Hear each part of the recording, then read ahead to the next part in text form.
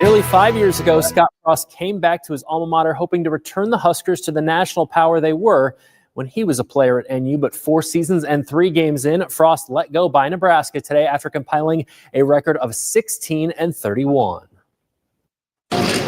What started out with so much hope ends with so much heartbreak for Husker Nation when it comes to the Scott Frost era. This is a day that I'd hoped would never come. I think at the end of the day, there has to be accountability. Scott and I talked about this very clearly. 16-31 obviously was not at a level that was acceptable to us. Trev Alberts firing Frost Sunday, less than 3 weeks until his buyout would have been cut in half from $15 million to $7.5 million. So Nebraska's on the hook for all of it. A move, though, that Alberts says needed to be done now. I know how disruptive these changes are. You're not just affecting the player's life, you're affecting all the coaches and their family, and I understand that. But we need to do something. We need to inject something into this team to give them the confidence and hopefully help them compete. After Frost's tenure led to no winning seasons and no bowl games, fellow former Husker and wide receivers coach Mickey Joseph now takes over as interim head coach. I think he has an infectious personality. I think that's important. He's been some places, so I think that benefits him. I think he has some different feelings about structure and approach and how he'll handle practice and some different things. While Joseph could get considered for the permanent job, Albert's emphatic that Nebraska will conduct a national search using the help of a third party, and he will discuss the position with several coaches, whether they are actually candidates or not. If you hear that Trev Alberts reached out to XYZ coach, it might very well be true. It doesn't mean that I'm trying to hire that coach. Later in sports, more on Frost's firing, as well as more on Mickey Joseph's appointment to interim head coach. For now, Alyssa, back over to you. Street, what's up, baby? What's good? What's good? What's good, bro? What's good? Well, that was a little interesting, man. Intro right there, a little blast from the past. But welcome to Hay Street, everybody, man. Well, it's going down. Yesterday, we had toilet paper and a fire. Today, who knows what's going to happen on the block? But this is Hay Street. We are the people's champ. My dog keep his ear to the street, and I'm your favorite coach. That's all I'm going to tell you. So shout out to everybody in the building. Appreciate y'all coming through, man. We do streaming this thing on Facebook, YouTube, and my dog is on Twitch now. Huh? Talk to us, man. What about this Twitch you got going on? So with Twitch? I don't know. Try to see if I can get some Twitch. See if I can get some Twitch action. Right. So the reason we played this, because I knew somebody was going to say this. You Gold Wire in the building said that's old. Yes, it is old, but today's show, as the title says, do alumni coaches boost football programs? That's how I got my title. And we basically talking about alumni coaches. Is it a good thing? Is it a bad thing to bring them back? So forth and so on. Does it work? Does it not work? Whatever. Right. Street talk.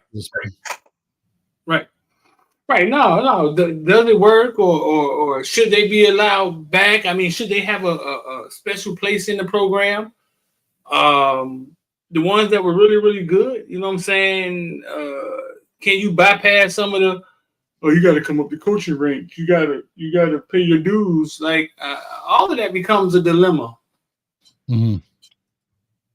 Yeah, I mean, you look at it, right? I think every coach worth his salt wants to bring his school back to prominence, right? And I understand that. We could look at people like Kirby Smart. We could look at people like Jim Harbaugh. We could look at those coaches who did well, right? They brought them national championships. But then you can look at people like Scott Frost, who did extremely well at UCF, who is now back at UCF, leaves and goes to Nebraska, and basically craps the bed. So, I mean, literally like 16, what was he, 16-31 in what, 4 years, 5 years, something like that? That. Why do you think it works and why don't you think it works, Street? I'm going to ask you that. I mean, I don't think there's a reason why it does and it don't. I think it's all on the individual. I don't think it has much to do with what they did there. Now, when they're coming back to coach for somebody, that coach would have to be a strong figure in the room, like an alpha male, to be able to deal with. Maybe the guy you're hiring is like a walking legend on that campus, and you have to be able to deal with that and be able to, just be able to be. Hey, you may not be the biggest swinging thing in a room every now and then when he's standing next to you, and you got to be good with that, or understand how to utilize it to your benefit. Yeah, I mean, and you look at, I think everybody, unless you're new to the channel, knows that we Kane fans, right? And we look at people like Mark Richt, right? Mark Richt came here and gave us one of the best seasons we had in the past 20 years, got us to the ACC. But we now have a coaching like Mario Cristobal, right? Who's here. I guess I look at it as twofold. For the fans, it's exciting, right? You know, somebody who understands the fabric of the program, right? What it's supposed to be and what it was, especially if they were a player in the heyday. You know, when they were in the heyday, they understand. And I would say, i.e., Mario Cristobal, right, was a part of this program from a player as well as a coach in the heyday, and he's trying to bring that back. But I think it's harder than people think, and because expectations become almost ridiculous, because especially if you were a player in the heyday of it, you know. And I think that's part of also why Mario Cristobal is getting a lot of flack for a lot of the things that's happening right now. So, you know. What do you mean expectations? So explain that. So Ed Reed comes back to Miami. What's the expectation? I'm sorry, say who comes back? Ed Reed. Ed Reed comes back to Miami. Hey, we do the press conference. What's the expectation? Oh, we're going to have the best defensive back room in the world. Every DB is going to be Ed Reed. Every DB is going to look like him picking balls off, flipping them back, snatching them out the man hand and taking it to the crib. And that's what happens, right? You know, that's the expectation, that you think that every player, I mean, every guy that comes in is going to turn this program around. We hear it. We need Ray Lewis, and we need this, or we need. It is only the alumni, that's who they cry for, who have done well at either other stops or played extremely well, like Hall of Famers, so forth and so on. You know, we hearing Warren Sapp needs to come back to the U. When we were in the coaching search, Butch Davis comes back. You know, well, Butch Davis went to FIU. You know, didn't look too tough. Yeah, but I think that's just normal fan stuff. Sure it is. I mean, yeah, we just hired a guy we didn't even know and ain't saying the same thing. Oh, he looks smart. He looks tough. He looks mean. Like, we don't even know who he is. You know what I'm saying? I think that's regular fan shit. But I think the expectations are bumped up a little bit when it's an alumni. That's all. I think that's what I'm saying. So, because you don't want to see him fail, right? You don't want to see him fail like a Scott Frost. Imagine what the Nebraska fan base thought, especially coming from UCF, doing what he did with the mythical national championship at UCF, and comes to Nebraska. Oh my God. Boy, you talk about crazy. I mean, I wasn't on YouTube at that time, but you talk about, I guarantee Big Red was going big nuts out there, boy. They was going crazy. Right. Yeah, but I mean, the fan crazy is just a thing, right? It is. I think that's just part of it. Yeah, I think that's just part of it. It is. It is. But like I'm saying, I think it's enhanced a little bit, right? It's like it's enhanced, you know. I'm trying to think here. What would be a great example? Jim Harbaugh going back to Michigan. He's a Michigan man, and he couldn't beat Ohio State the first couple of years, and people were getting mad. Then they end up cutting his salary, and then he ends up winning. He's the best ever. You know, that kind of stuff. Shout out to Norman for the dub sack round here between 305 and Hayes Street. We call that their little Twin. Not every former player is head coach material. Maybe Frost didn't hire the right assistants. To me, it's all about being able to form relationships. Okay, Norman, I'm going to pose a question to Street about that. Mm-hmm. He hired the right assistants at UCF. Right. And he took a lot of those same assistants like Sean Beckton and those guys with him to Nebraska. Why didn't it work, Street? Oh, I think it's like anything. I think there's a lot of things that come into play, and it's not just having anything to do with you being that being your alma mater. Yeah, I don't think that has a lot to do with it. I mean, Steve Spurrier was a Heisman Trophy winner, right, for Florida Gators. Mm-hmm. He came back and killed it for Florida, right? Mm-hmm. Patrick Gerald at Northwestern. I mean, I think he had a very successful career at Northwestern, right? Yeah, relative to for it to be Northwestern, I would assume. Yeah, of course. Yeah. So I don't think that has anything to do with it. I think a lot of things have to be in play. People have to have your back. I wouldn't say Randy Shannon was a star, you know what I'm saying? But I just think I think a lot of things go into it. Mike Gundy was a quarterback for Oklahoma State, right? He came back, coached for 20 years. Yeah. Yeah. Mm-hmm. I forgot about Randy. So Miami's had 3 former alumni come back and be the head man. Wow. That I know, that I can remember. Randy, yeah. So I got a question for you. So when you think about Ed Reed, right? Ed Reed, Lonzo Highsmith, right? Those guys, right? Mm-hmm.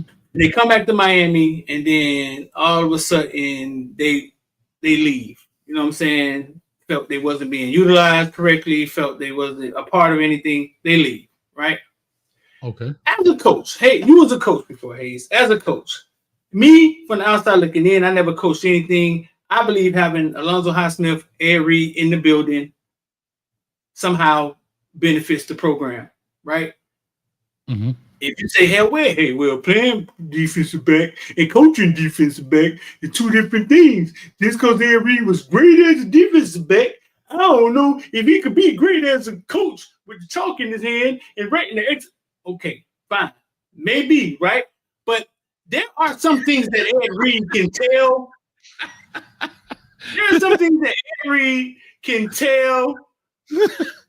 Were you mimicking me? Hold up. Were you mimicking me? Were you mimicking me?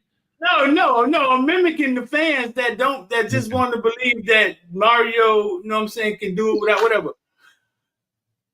I believe that there are some things that Ed Reed could teach a defensive back, that Chevy Jackson, who played in the league for a little bit, I think, that Chevy Jackson can't. He may not be a better teacher, but there's some things Ed Reed I know for a fact that your defensive back coach don't. Okay.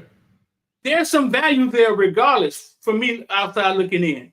As a coach, you tell me, Hayes, why, how could having Ed Reed or Alonzo Highsmith around be a dilemma and not be beneficial to a program? Is there a scenario? Yeah. And again, I'm not speaking from any knowledge. This is a hypothetical scenario. Mario Cristobal being the head man, Scott Frost, whoever it is, it doesn't matter. Brian Hartline at Ohio State with Ryan Day, whatever. Okay, the scenario I'm thinking of, first thing comes to my mind is the alpha battle. Okay. As Mario Cristobal or said coach, whoever you want to put in that place, fill in the blank, takes on this job, he has a vision, right? He has a vision for this program. He was hired to implement this vision. You bring in people like Ed Reed and Alonzo Highsmith and so forth and so on, who have also done extraordinary things in their own right at those particular positions, post-football player. Like Ed Reed, of course, I mean, he played, but then you have like Alonzo Highsmith, who was in the front office for a long time, you know, wearing a suit, that kind of stuff. So he brings a certain value. Here's where I think the rift could come in. The visions don't align. The vision doesn't align. I know you play for the U. I know that you're the great Ed Reed. I know that you're the great ex-player. I know you're the great Warren Sapp. I know you're the great Alonzo Highsmith, so forth and so on. But your vision does not align with what my vision is. And that could create a rift. For example, if Alonzo Highsmith walks in and says, hey, Mario, through my experiences, you need to do X, Y, and Z. But his vision is A, B, and C. Is he, as the head coach, willing to take some of those X, Y, and Z's and put them over here? Maybe he is, maybe he isn't. Maybe it's a total different vision in which he has. And he's saying, look, I was successful in my own right doing it this way. You were successful doing it that way, and I'm not comfortable doing it your way. And when you deal with a lot of alpha males, there becomes the headbutting. That's why in the jungle, there's only one lion in a pride, male lion. I'm saying, I kick your butt, you got to leave, and now I take over. But when you're in these work environments, it doesn't always work like that. But the head lion is the head man, and he has the ultimate say so at the end of the day. It could be to his demise. It could not be. But at the end of the day, Mario Cristobal has to stand at that podium. Scott Frost, Jim Harbaugh, whomever, right, has to stand at that podium and answer those questions. Like Jim Harbaugh brought in Mike Hart, great running back from Michigan. So we see that a lot. So maybe that's a scenario right there. I don't know. Right. But either way, you're men, right? And you, like, just because you were a big time player 15 years ago, I'm the head man now. We sit down and we talk, and I have the final say, right? Correct. As the head man, that's correct. So what could come out of that? You could walk out and, just like I said, you could sit at the round table street and you present your ideas. And if they don't align with what I want to do, again, I have the ultimate say so. And that's maybe not what I want to do. And maybe those guys decided to say, well, if my opinion is not valued, then I got to move on. It's like anywhere else. If you hired me to work with you at Footballville, it's Footballville. This right here is a collaboration. This is Hayes Street. We walk in together. But you say, Hayes, I'm going to hire you to be part of Footballville. And I come in and say, Street, I would like to do X, Y, and Z. But it doesn't align with the vision of Footballville. You have the final say so. And if I keep presenting ideas to you and you're not taking them or even taking a piece of them, I don't see my value. I'm going to go somewhere else where my opinion is valued.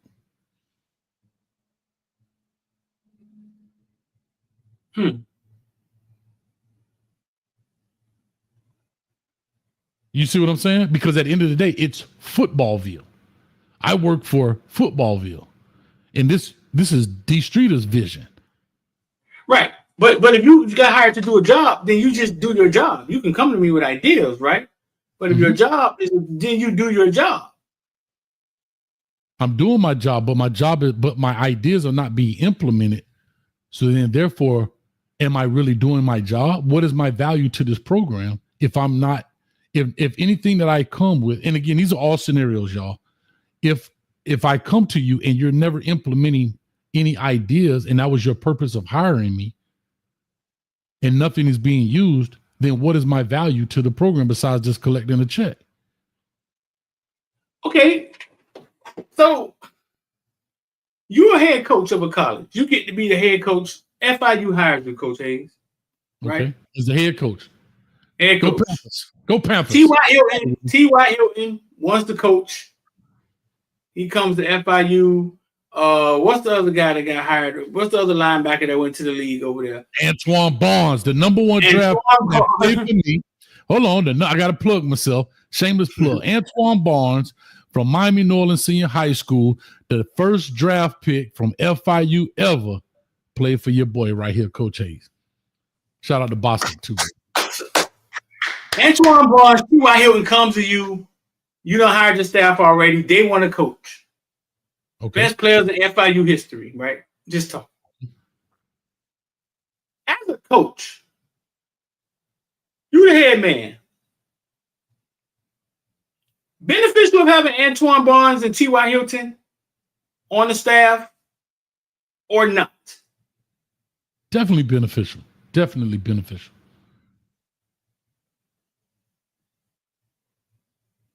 So you figure out a way to get them in there, right?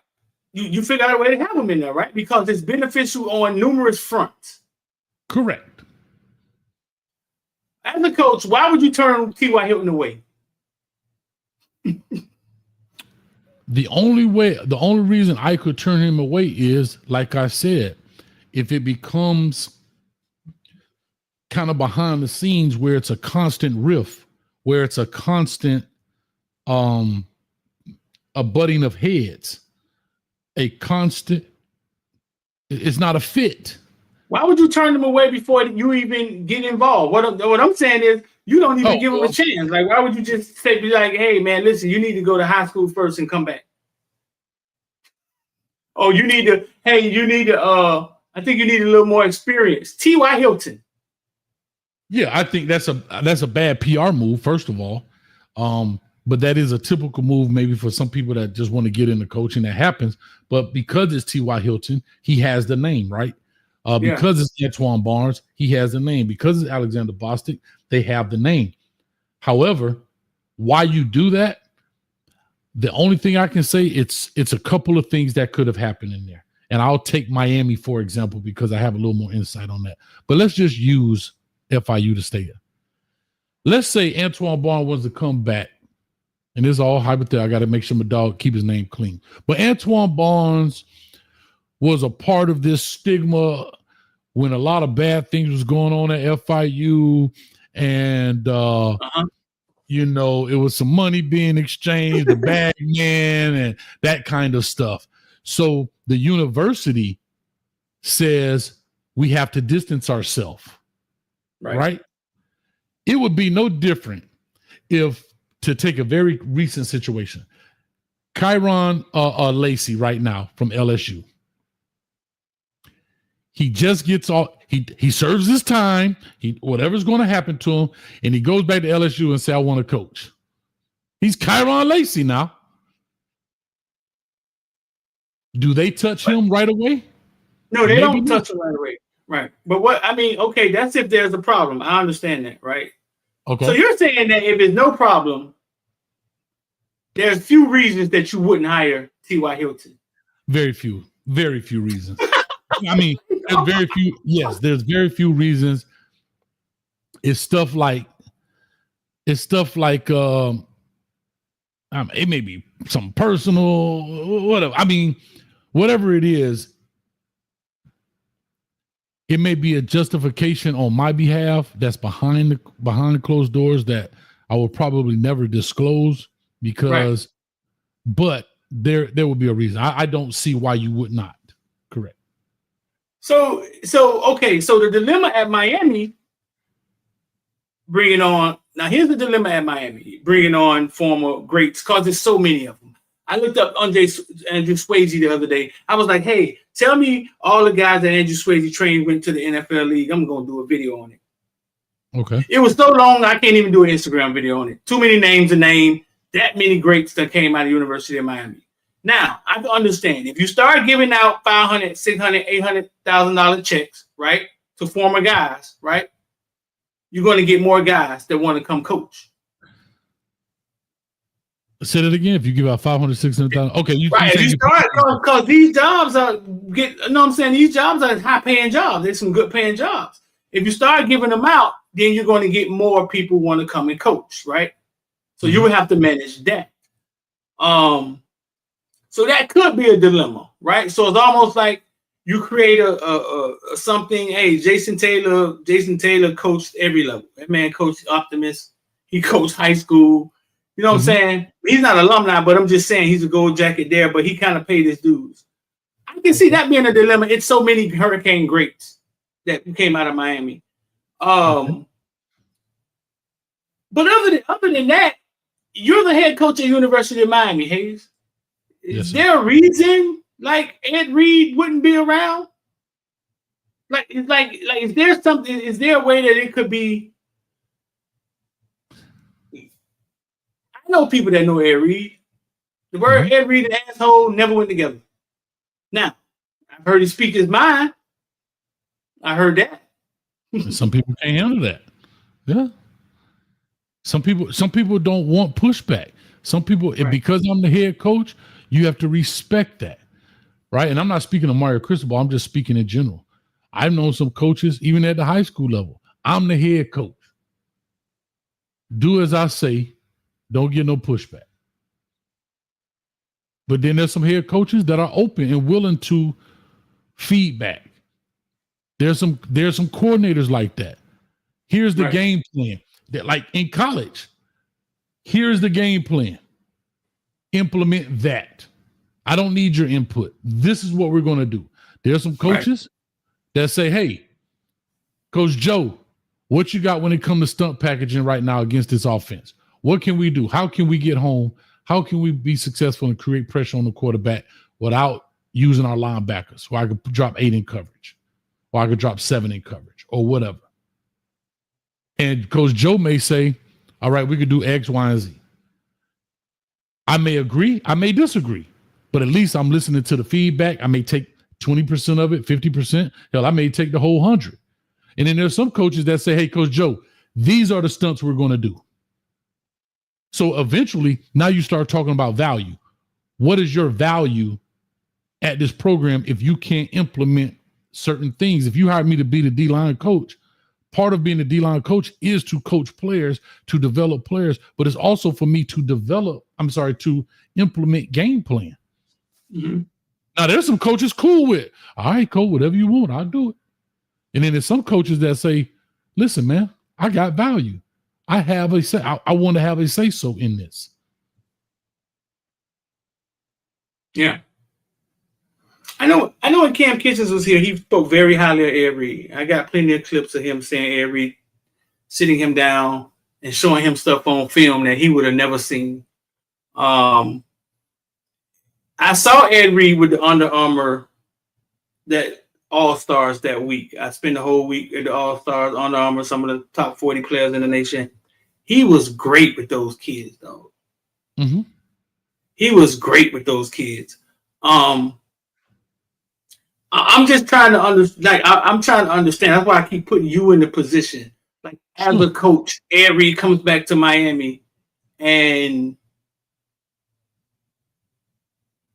for some reason, like, he leaves and hasn't said the word Miami since he left, right? What like how could it get to that point when I know for sure having Ed Reed in the building, walking around, I don't give a fuck if he was getting cafecito for everybody. I don't care what he was doing. Having him in the building, having him there, at some point he will become beneficial. But Ed Reed, to your point, maybe Ed Reed just don't want to be in the building. Maybe Ed Reed wants to be a part of the system. He doesn't want to be in the system. He wants to be a cog in the wheel that makes this thing go.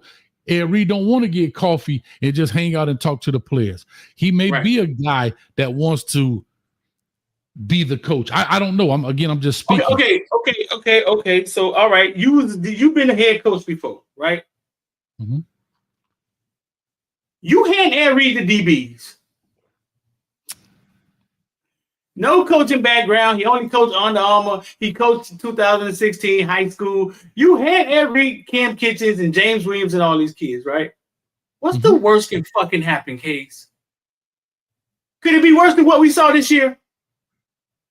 Well, hold up. But let's connect the dots. I always say this. You can't connect the dots looking forward. You can only do it backwards.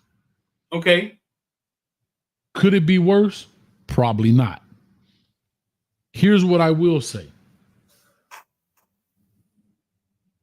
to what you said when I said, were you mimicking me?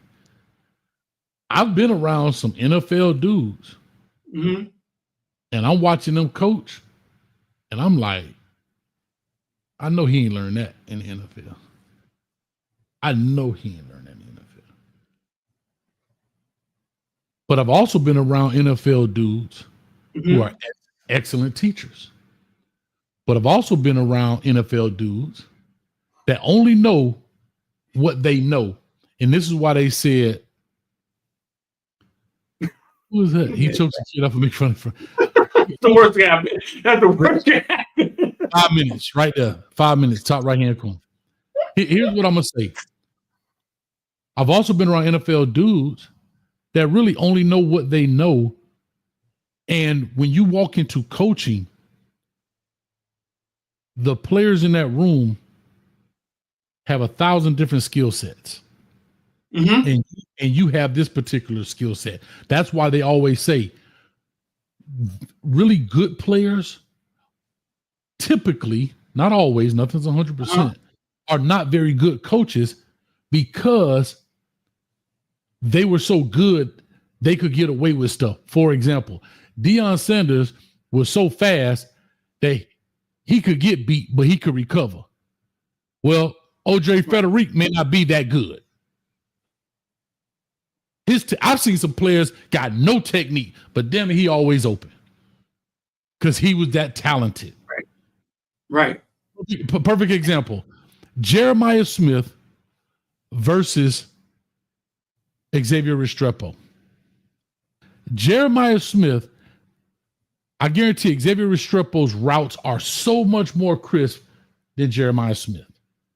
Why? Because he had to do, because he didn't have separation speed. He doesn't have top end speed. He didn't have the size. So he had to enhance things to enhance his game. When Jeremiah Smith, 220, can run up to a dude, push off, boom, get open, hit the gas, 0 to 60 in 2 seconds. Right. Somebody said street to think all old Canes can coach. No, I mean that's not what I'm saying. I mean, I don't think they all can coach. But I'm also not going to sit up here and believe that Deion Sanders doesn't fucking know he's the greatest cornerback in the world. and Stanley Gibbons in front of him doesn't have the tools that he had. Some guys can't see that though, Street.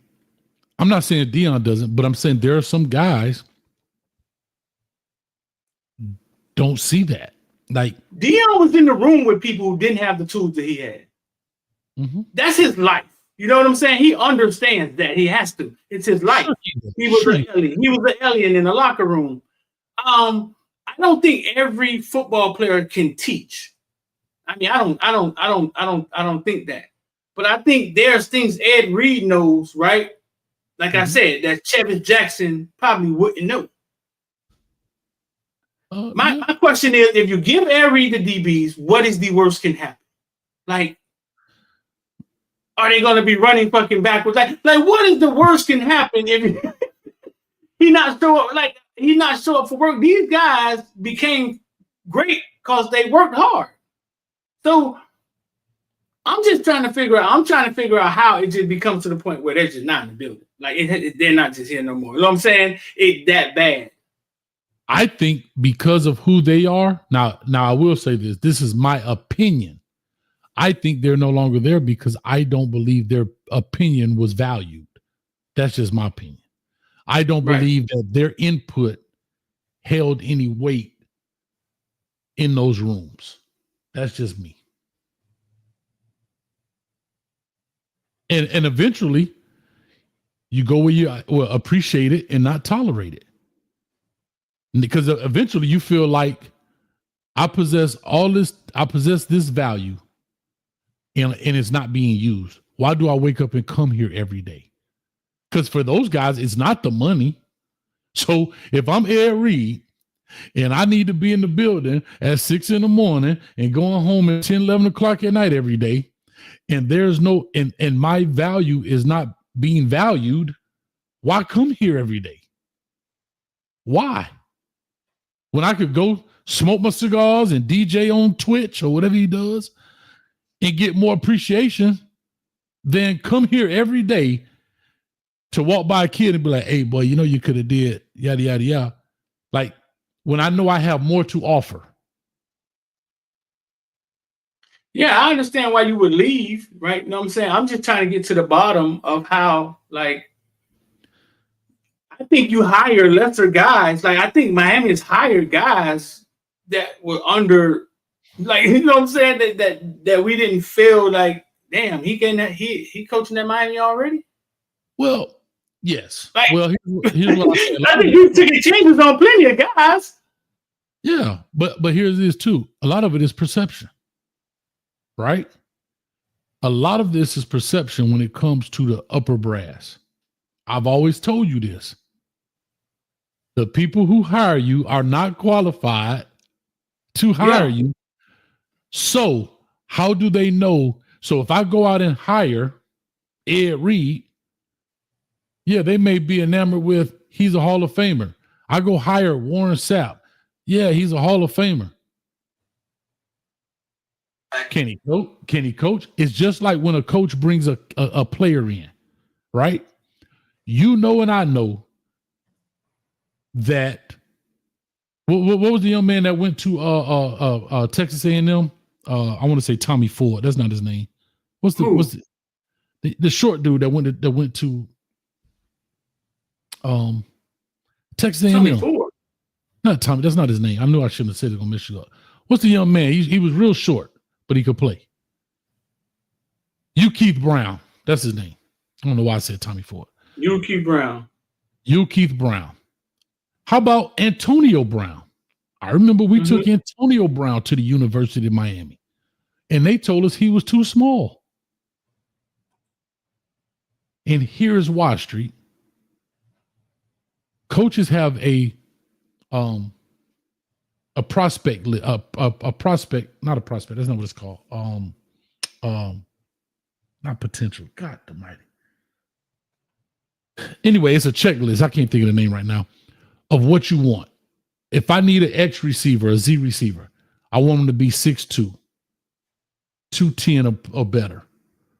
Runs this, weighs that, bench presses the prospect sheet, but that's kind of what it's called. But anyhow. Right. But if I come in with an Antonio Brown and he doesn't work out, guess what? I went against what you asked. I stood on the table for him and he didn't work out. But if I brought you what you asked for and it doesn't work out, guess what, Street? I brought you what you asked for. I brought you prototypical. Thank you, Paco. Prototypical sheet. Thank you. I knew I was close. Prototypical sheet. Thanks, Paco. So I brought you what you asked for and it didn't work out. But if I stand on the table for Antonio Brown and it doesn't work out, that's a strike against me. Kind of same thing when you hiring coaches. Because in that meeting, when you're talking to them, hey, so what do you think about coach? Man, I'm bringing in guys with experience. I'm bringing in coaches that have proven themselves. You said all this in that meeting. And now that's what they expect. These are all hypotheticals. Yeah. I'm just telling you. Right. I get it. No, I get it. No, I get it. No, I understand. So, dog, I mean, to me, it's simple, right? Because Miami has tons of grades, right? Miami has tons of money, obviously. You just paid Carson Beck damn $4 million and found him $6 more million or something. They claiming $10 million. Who knows, right? Right. If you gave a fuck, right, about the great alumni that make up the 30 for 30s and who, you would create a system. Some type of system where they can come, be a part, and if they show up and then you see in a year they really dedicated, they really want to coach. I mean, you can create some type of system. You kind of mean like an introductory coaching system? Yeah, you can create them a room, a lounge, a system. They can have input, like places where they can input value on video or something. And then the ones that keep showing up or coming around and standing around, you know who would really want to coach, right? Yeah, like kind of like Duke is, right? Like Duke Johnson. Shout out to Duke. You know, he came in as a student assistant because I believe he had to get his degree first. A lot of people don't know you have to have a undergrad degree in order to coach in college. So he came in as a student assistant, got his degree. Now he can work in the official capacity once he got his degree as a GA or quality control or whatever the case may be, whatever they decide to hire him. But one of the prerequisites to be a college coach is you have to have a degree. And that's when you went back to see people like Deion Sanders go get his degree from Talladega, or you saw Warren Sapp get his degree from Texas Baptist, I think, something like that. So that's a prerequisite that you have to have that. No way around that, because you, at the end of the day, you are leading college age students. Right. Mm-hmm. See how I say Ed Reed doesn't want to be a position coach in college. He coordinator at least. Ed Reed is now the offensive coordinator in high school. Like Chamberlain, yeah. Chamberlain, something like that. Yeah. Chamberlain High School, somewhere in Georgia. Ed Reed is now offensive coordinator. I'm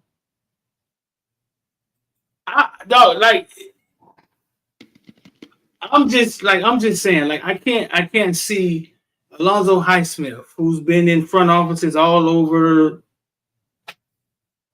the NFL, as college football turns into the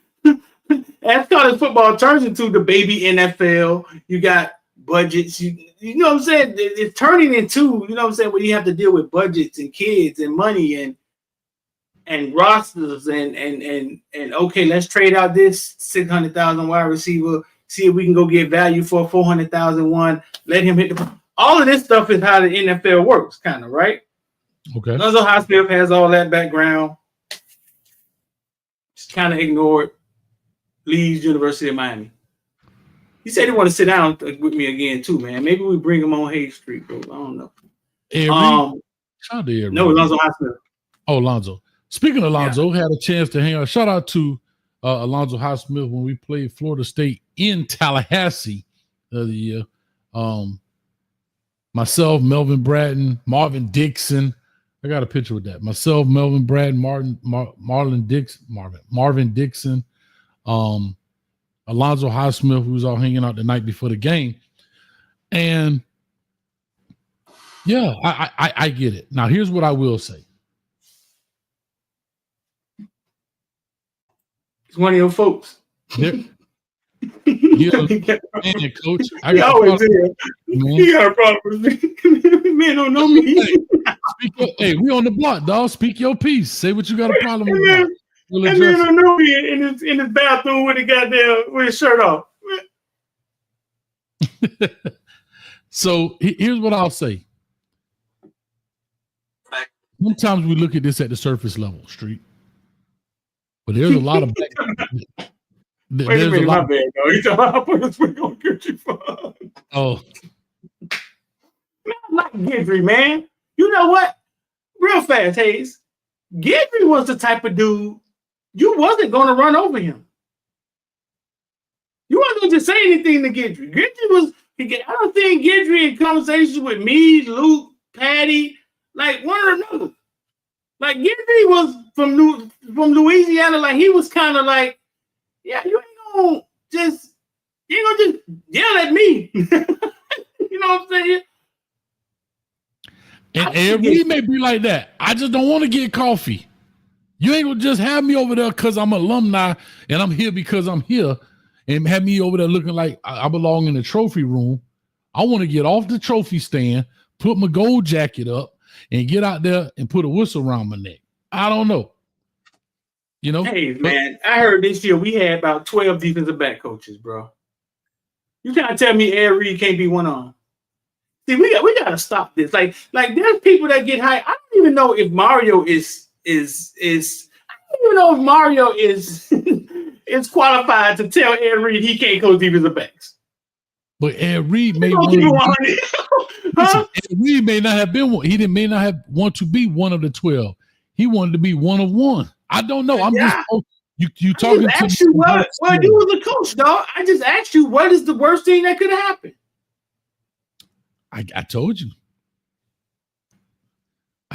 Like, looking forward, it couldn't get no worse. You're right. Right. This coach, that Heatherman that they just hired, somebody put the stats next to each other. We wrote an article in the membership. And yeah, we gave up the booty. Like, we gave up way more than the Minnesota gave up. Like, we gave up more touchdowns, passing touchdowns, yards. That's what I'm saying. Like, a lot of these coaches, we are taking a chance on them. Yeah, every year you take a chance. Bro, Nebraska took a chance on Scott Frost to duplicate what he did at UCF and literally never got out the bed. Like, all of these are calculated risk. There's never 100%, right? Everything is, when it comes to coaching, because there's so many variables, everything is a calculated risk, right? Who says Ed Ogeron would have been out of coaching 2 years after having arguably the number one team in college football ever? Think about that. Who said that Ed Ogeron is getting walked out the door 2 years after having arguably the best college football team ever? So nothing is 100%. It's all calculated risk. And going forward, you don't know what the future is. It's all calculated. It's all calculated risk. And a lot of times things are calculated because of past history. Back to my analogy. You know, I'm the analogy king. I'm gonna get a shirt. It says, you need surgery. Do you take the doctor that was 30th in his class with 30 years of experience, or the doctor that was first in his class and you his first patient? Who do you take? I think if you're talking about your life, you take the experience. I know we're talking about life, but we're just that's the same thing. You're talking about the future of the program. You're talking about wanting to be successful. So therefore, the calculated risk is, I look at guys with experience. Now, I get what you're going to say. Well, guys don't have all that experience, blah, blah. Yes, but I was just talking about calculated risk. Calculated risk. Mark Rick. I remember the night I found out Mark Rick's son was calling the plays. John Rick. That don't seem like that ain't life or death. If you could just be like, Lil Rick, go on in here. Third time, what we got? Nope. For his family. Do you really think Bill Belichick want to be in North Carolina, or was he willing to do it to give his son an opportunity? We all sacrifice. That's what I'm saying. That's what I'm saying. So it ain't that serious. I know. I just use that analogy. Yeah. Huh? I just like to use that analogy because it forces you to No, I know what you're saying, but what I'm saying is, in reality, in football, we've seen situations where it ain't that serious. Like, it ain't that serious. Like, we trying to figure out if Avery really want to coach, if Warren Sapp really want to coach, and then your nephew need a spot, or your son need a spot, and it's like, give him the quarterbacks. It ain't that serious. NASA said that's blasphemous. What's blasphemous, NASA? Talk to you. You got to let me. When y'all make a statement like this, y'all got to remember, I don't know where or what I said or what Street said. That's because that's so vague. Like, we've said a lot probably by the time it comes through. So you got to give us a little more detail on that.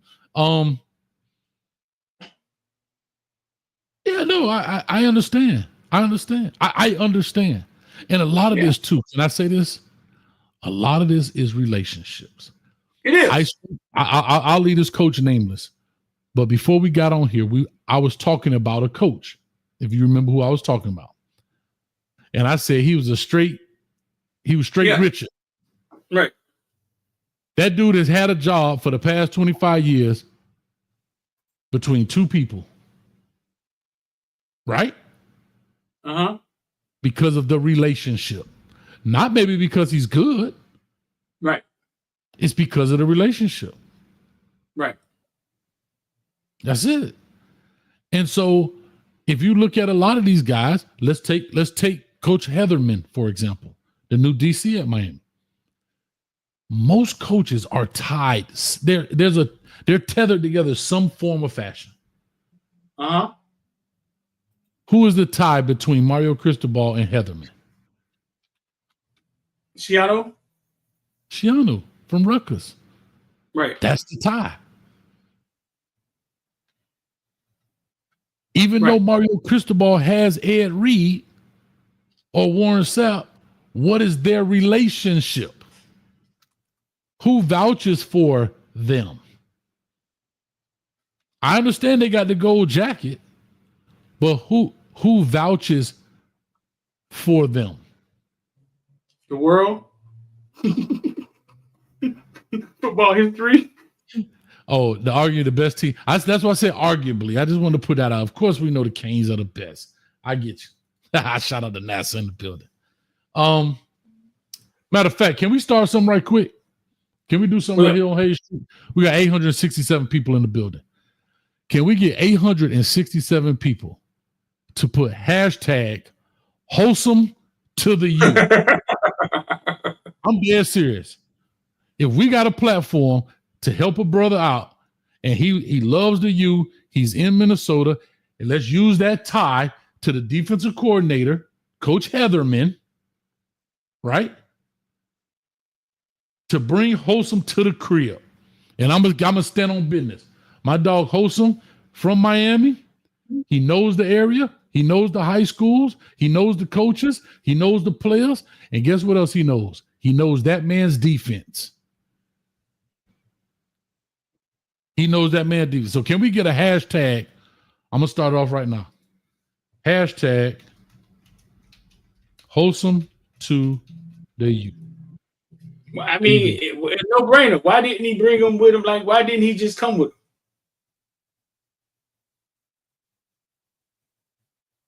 I don't know, but that's the hashtag right there, Street. See it?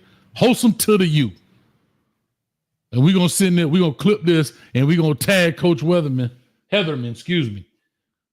We're gonna tag Coach Heatherman. Man, I think Wholesome a faint, dog, if he had an opportunity to coach at Miami, bro. Why wouldn't he? I don't know why he wouldn't. There you go. That's another perfect example. My dog don't have a gold jacket, but look how much value he brings. He's from the crib. He could definitely help in recruiting. He knows the people. Like, so why we all know he knows football. He used to bring out the whiteboard. So there it is. Why wouldn't he bring them? That's a great question, Street. I'm gonna ask you that. Let me flip the role. Wholesome. Street. Yeah. Coach Corey Heatherman gets the job at the University of Miami. Mm-hmm. He has an opportunity to bring Wholesome One Holloway to the U. Why wouldn't he bring him? Why wouldn't he bring him? And I don't know. You got to give me. He don't know where Wholesome from. He don't know what? He don't know where Wholesome from. He don't know him like that. Wholesome ain't never get the. He don't know where he from. Sometimes we assume things. I mean, maybe he don't know Wholesome from Miami. I think Wholesome got a University of Miami tattoo on his leg. I don't care. Sometimes we assume things, or sometimes we don't open our mouth. Sometimes we don't open our mouth. And Wholesome coached D-line, and guess what the defensive coordinator was? Guess what his bread and butter is? Defensive line.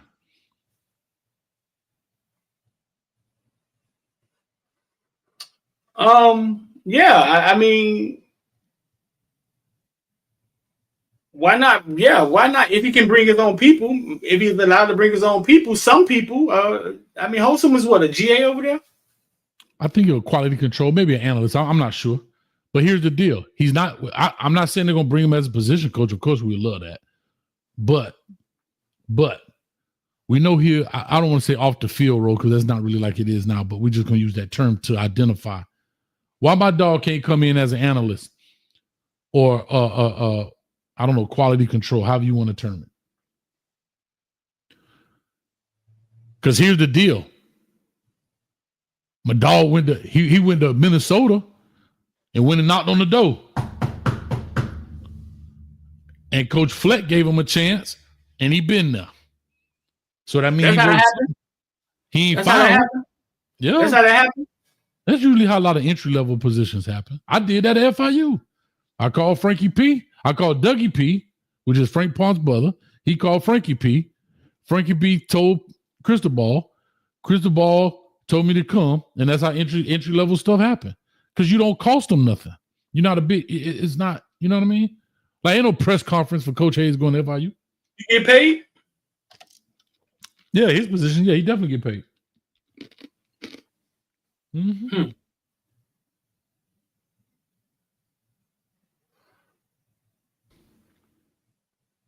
So, Juan Emmanuel, boy, you shout out. That boy say Joy Taylor to the U. Joy Taylor probably already been to the U. Jason Taylor gonna catch you.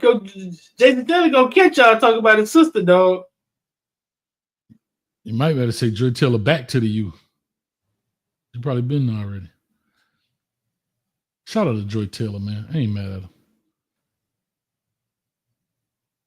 So that's how I see the street. 936 people in the building. Let me get a hashtag host them to the U. Host them to the U, dog. But host them still back in Minnesota, huh? Bro. Yeah. Bro, you from the crib, you get to be by your family, you know the layout of the land. You got value. So you got your job at FIU. You just showed up with your bag like a homeless man and was like, Coach, give me a shot, Coach. Yeah, that's a very short story, yes. If you want the short version, that's it. Yeah, basically. You don't have to apply like they don't work like that.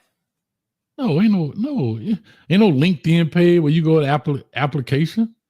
Mm-hmm. Nah, because I get phone calls from people and they be like, "Street man, I want to coach college. How do I get on?" And I be like, "Coach Hayes, though, he tell me all the time, boy, you gonna have to give up a left finger, or a pinky toe, or something." Yeah, it's not. You have to know somebody. You have to know somebody, and I think that's the problem. People don't realize how this coaching thing works, right? They don't realize that you got a few guys, Jimmy Sexton, a couple agents, right? That are the link. Picture it kind of like a tree, and you got branches, and the agent is the tree. He knows all the coaches. So sometimes, a lot of times the agents get called, right? Hey man, I need a defensive coordinator. Mm-hmm.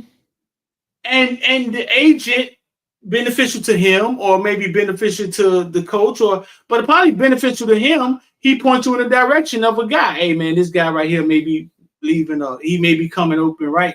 And they kind of start plugging their homeboys and plugging, and then so you wonder, right, damn, you sitting here, you like, damn, we wanted Timmy Lockett from how the fuck did we hire somebody from Temple running back? You know what I'm saying?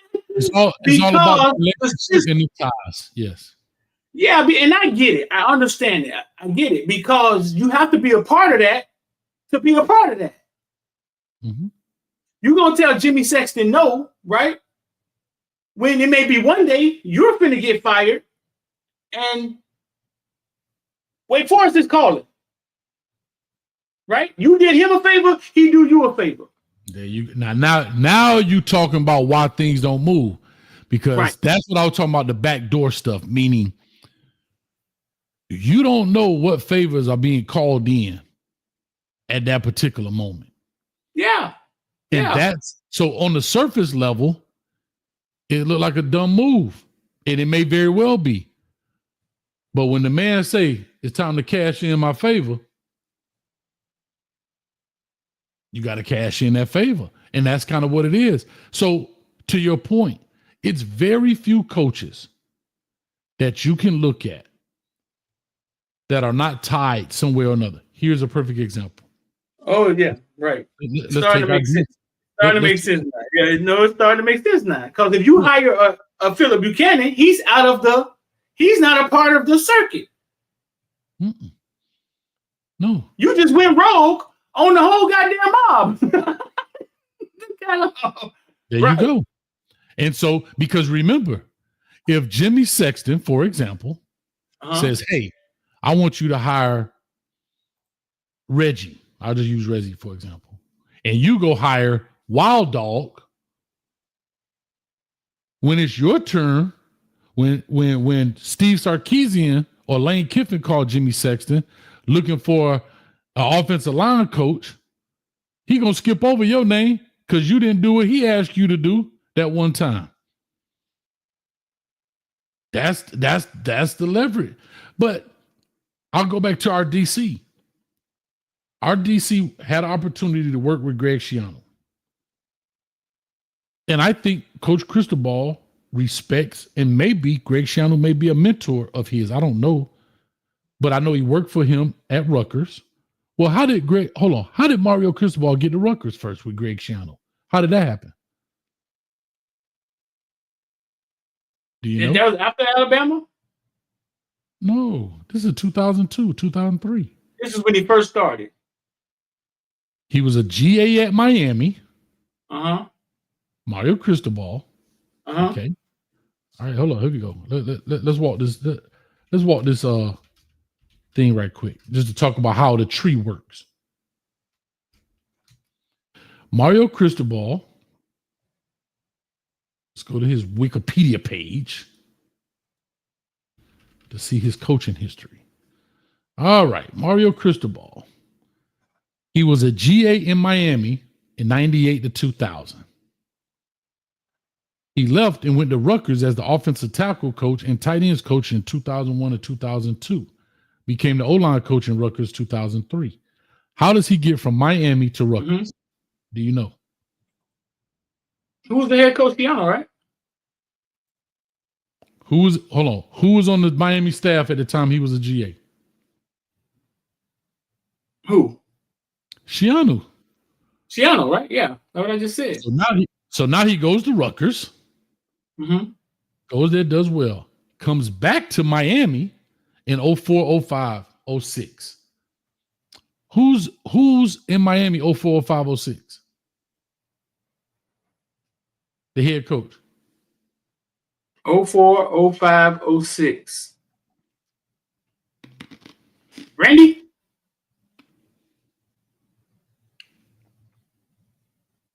No, Larry Coker. Coker was there in 06? Coker stayed around that long? Coker was there for a minute. Yeah. Yeah. I don't know why I thought after the debacle with Ohio State, like he was going after that. I don't know why I thought that. No, he was there for a minute. Larry Coker coached in Miami. Yep. 2001 to 2006 as the head coach. He was the OC and quarterback coach from 95 to 2000. Damn, Coker stayed around that long? Yes. Now, how does Mario Cristobal get the job at FIU? How does he become the head coach at FIU?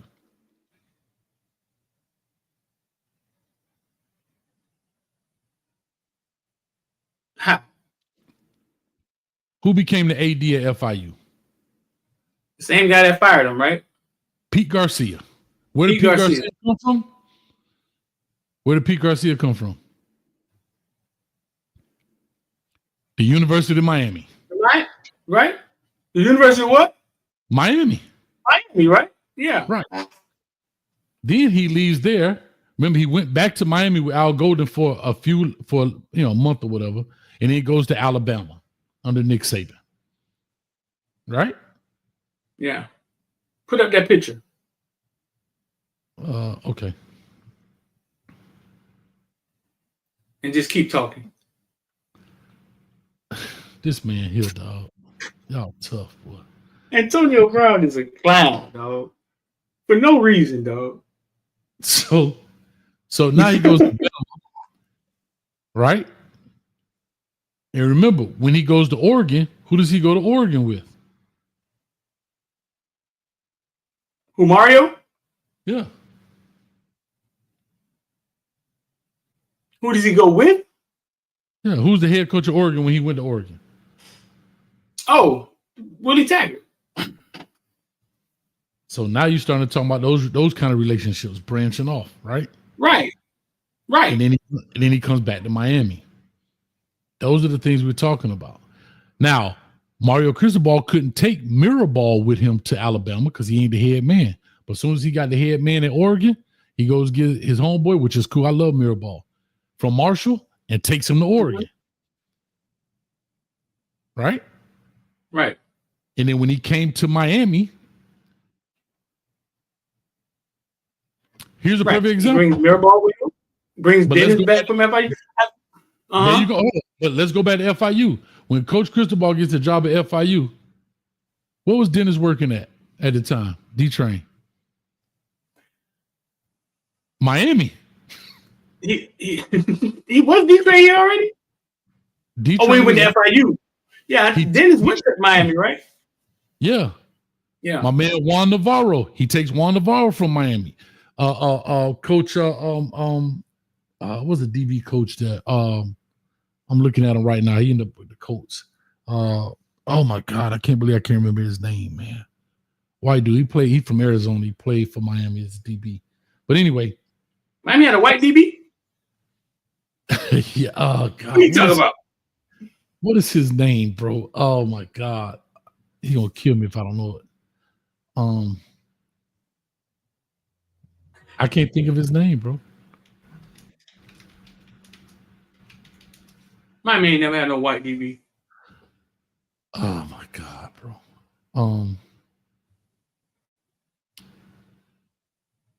I cannot think of his. I cannot. Chuck. Hold on, here we go. I got it right. You might say Chuck. No, I'm gonna tell you right now. Do they got coaches on here? But anyway, I mean that's how it works. That's how it works in that sense, man. And that's just really how it goes over time, you know.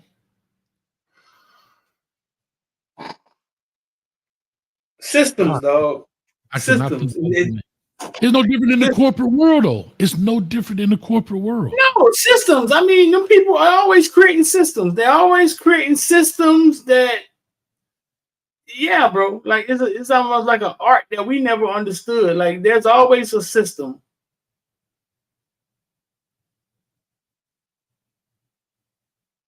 To control something. Of course. Oh my God, I cannot believe I can't. Popovich. Yes, thank you, Juan. Popovich. Jeff Popovich was his name. Yes, Jeff Popovich.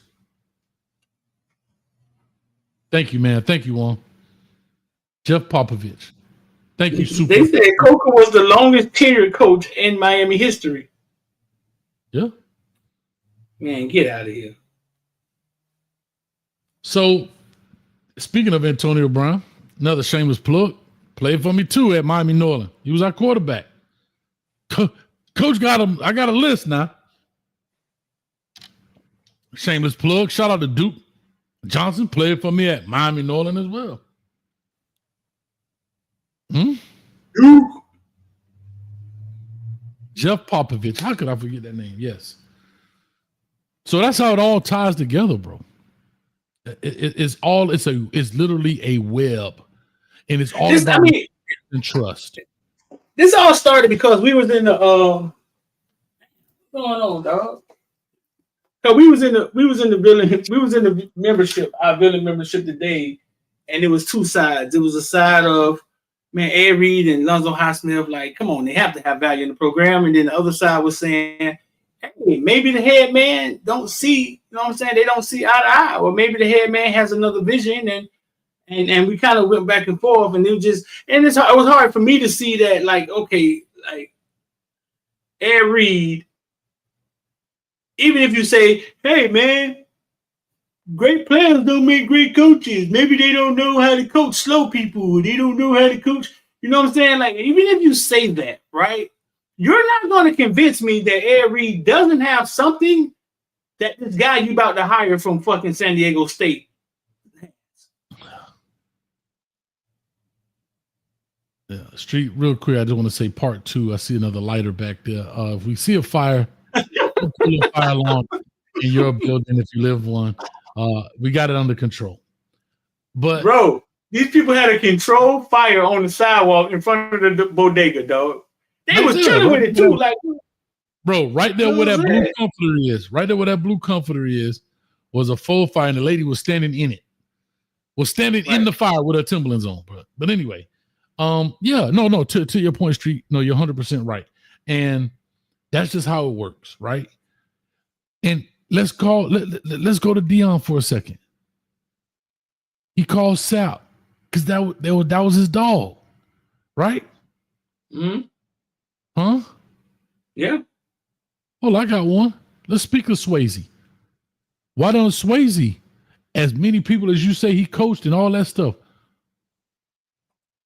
why was he coaching at Columbus High School? I'm not trying to downgrade what he was doing. What I'm saying was when Mario came there, why not put the band back together? I don't know. I can't. I'm only saying that to say I don't know. I don't know. I mean, because he still was training. He was still training kids. He was at Columbus. He was still training.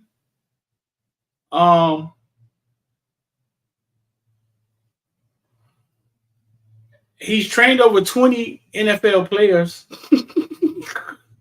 It's kind of crazy.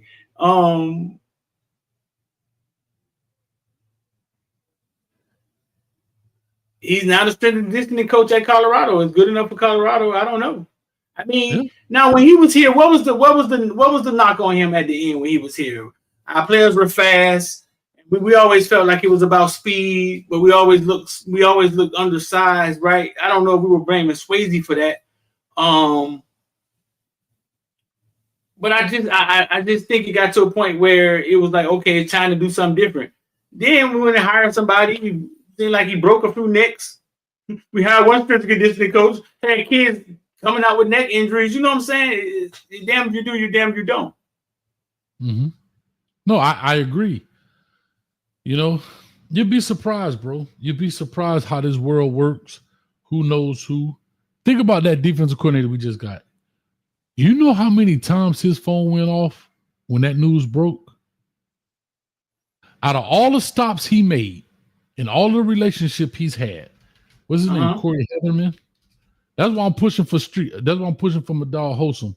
And the reason I'm pushing, because even though he was with Wholesome for a year, he was at Fitchburg State, Kings State, or Kings, whatever, Whitesburg Panthers, Springfield, Northeastern, Western New England, Old Dominion, Pace, Maine, James Madison, Rutgers, Minnesota. Everybody looking for a job from those 10, 15 schools just text him and say, hey, coach, I'm available if you need me. Plus, the other coach that owe him a favor, hey, coach, my son is looking to get into coaching. Can you see if you can find him a GA spot at Miami? Hey, coach, see how that works? It spawns into just craziness. And you got to tell somebody no.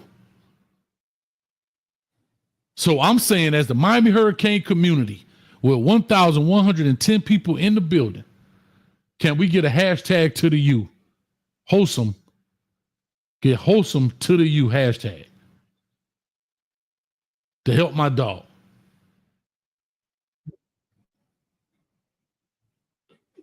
Why not? Why not? Like, hey, why not my dog? Why not? Why not?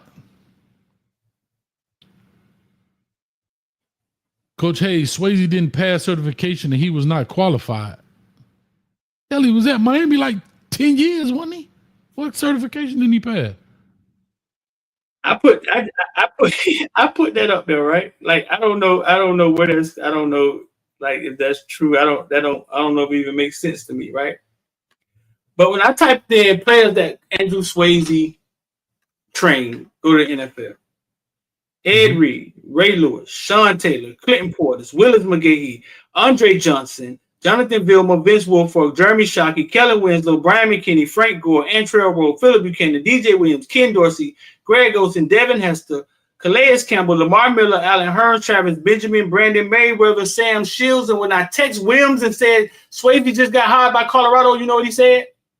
Colorado just got better.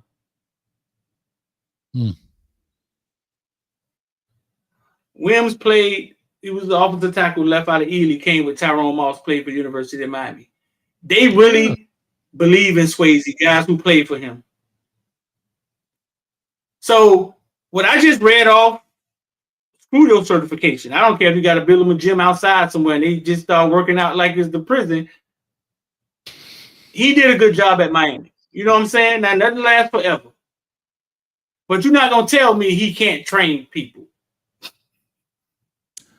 No, I'm not saying you BSing, Juan. I just don't. Maybe I'm not understanding. If he was at Miami all that time as the head strength and conditioning coach, would he forgot to re-up his certification? Like, that's what I'm saying. I don't know. So I don't know. I'm just. No, I mean, it's always a. I don't know. I mean, when it comes to us, that's low hanging fruit. I tried to look it up. I don't know about him not passing certification. But yeah, that's low hanging fruit when you're always talking about blacks. Like it's always something like he can't read defenses. He's a rah-rah coach. Now, you know what I'm saying? Like now Swayze can't pass. It's always that. It's always the low hanging fruit. Like it's just. I don't know. Like I said, Miami was illegal for about 15 years then. Miami, what Miami was doing? You know what I'm saying? Like, I don't know. What is the certification they got to take every year? I don't know if that's true or not. Yeah, I don't know because I'm not in that aspect of it. But like I said, at the end of the day, those are the things that happen, man. And it is what it is, man. It's part of it. We in the building, and it is what it is, bro.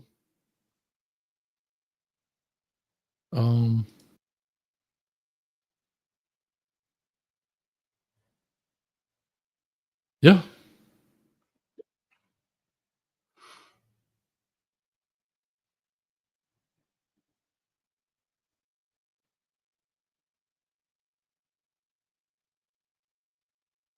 Anyway, Street, let's get up out of here. I got a show in about 3 minutes, which I know I'm not going to make it. We got a Colorado show coming up. We got a lot to talk about. Coach Prime to Dallas. Maybe not. Maybe so. 3 minutes. Yeah, 3 minutes. I ain't going to make it. You got an I don't see how? Nope. Yeah. But I got one. Oh, you got one? Go ahead. You got one. Shout out to Really Flawed in the building that bust us out, so I'm going to bust you out too. Man, you ain't got one. Go back there and look it up while I'm doing this. All right, here we go. Really Flawed in here straight snitching. I'm covering for ain't got one. He was like, as soon as I said her name, like Candyman, I just got back. Did I miss any fires? You actually did. You actually did. You actually just he come right in here with snitching on the boy. He's straight. He can't do nothing. He gonna do nothing with Really Flawed. He can't do nothing. She's gonna straight tell on you. She told on you, dog. Here go my I don't see how right here. I think this is great. I love it. And watch the reaction at the very end. This is brought to you by Coach Hayes Football. Go ahead and hit the like, share, and subscribe button. Make it happen, man. Appreciate it. Here we go. Uh-oh, what did I do wrong? Oh, here we go. Love it.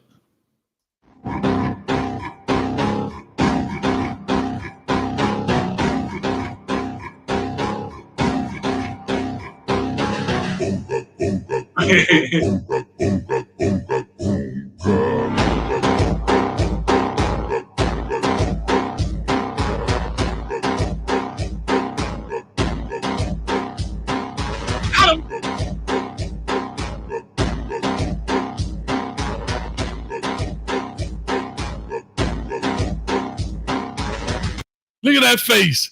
That boy crying, dog. But what y'all missing is the beginning. Watch how he do a hand. Watch this.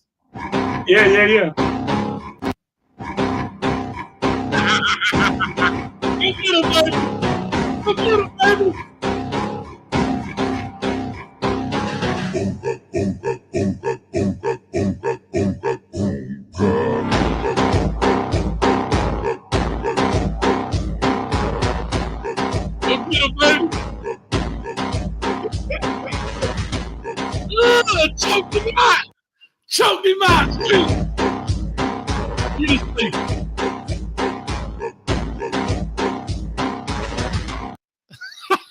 With the Spider-Man on. You know, you follow them on Instagram? Nah, this just came across. I don't even know what this is, bro. That's the daughter. That is the daughter. That's awesome. Who is this? That's the daughter of a fighter. And he narrates the fight. Dog, it ain't great on Instagram. He narrates the fight. He's a fighter, right? And his daughter does MMA.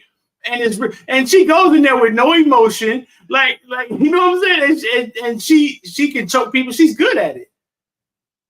I'm gonna find their name. I don't know their name on Instagram, but I follow them. She has a lot of fights on there. She gets beat sometimes too. I just love the way you know what? It was the innocence of, I'm just here. You taking it that serious, but I'm that talented. And I came out, choked the dude out, and then when she won, she just ran off like an anime character, had her arm behind her back. Ah! You know what I'm saying? No, it's like she just be out there for the fun. Like, it don't be serious. It don't be serious. I don't seen her down and out. It don't ever be serious for her. Yeah, that's pretty cool, man. That was I don't see how you went in there and snatched her hand down and yada yada yada, and she gave him the business. Butterfly, what's up with you, baby? My own thing I was brought to you by IOD Squad Investor man. Have you ever thought about learning the stock market or investing or wanted to know about crypto or anything? Every day we put out plays on IOD Squad, man. The link is in the description or text us 786-459-9499. IOD Squad Investor Die. Put that up there for me, Hayes. Oh, Lord. Oh, Lord. Lord Jesus, there's a fire. They asked this dude to identify hamburgers by just touching them with a blindfold.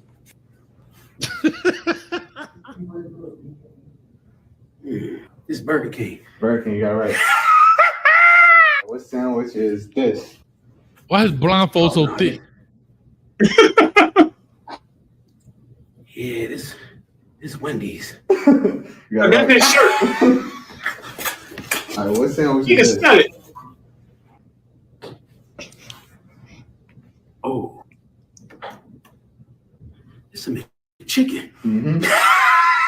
Got some right here. That's crazy. Ooh. Popeye's spicy chicken sandwich. All right, what sandwich is this?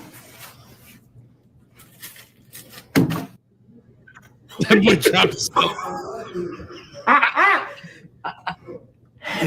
He dropped it like it was hot. Anyway, he dropped that thing like he was allergic to it. It's Five Guys. These smell Five Guys, dog. How do you know what Five Guys burger smell like? Bro, that smell like straight grease. Buddy out there's on straight grease right there. Yeah. Hey, can I say this really far? I hate to say this. Why is his shirt off? I'm about to get in trouble for saying this. Around his head. Nah, you know what I'm about to say. Don't body shame him the same way we can't body shame other people. Let's not body shame him. He's working on it. He's working on it. Yeah, I'm just teasing. And now he do need to put a shirt on though, for real. He talking about he got boobies. He ain't got boobies. He got a bust. Remember the old school words? He said he got bust. Before we get out of here, man, Coach Hayes' mom was so tall, Jesus could play her hair. You look, ain't got no buttons to push over here. Ding dong.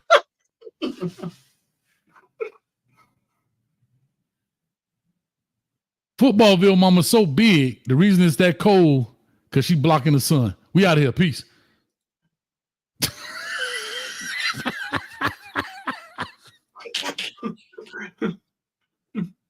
Hey, y'all keep checking me out, man, on Prime Time talking about actually 15 minutes, man. Come on. Hey, mama's so fat. When she get on the scale, they start singing, "We are the world. We are the children And We are the ones to make a better day. So let's start living. giving. There's a choice we're making. Just put your nose in eyes. Yeah, you didn't even know the scale had speakers. You and me. When you're down and out and you need a broken heart. Oh, my bad. Peace.